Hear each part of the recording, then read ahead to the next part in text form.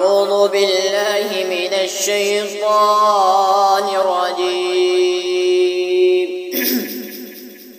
بسم الله الرحمن الرحيم.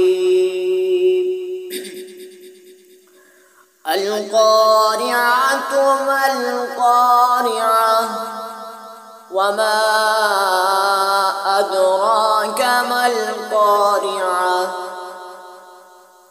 يوم يكون الناس كالفراش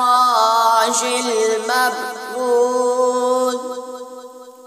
وتكون الجبال كالعهن المنفوش فأما من ثقلت موازينه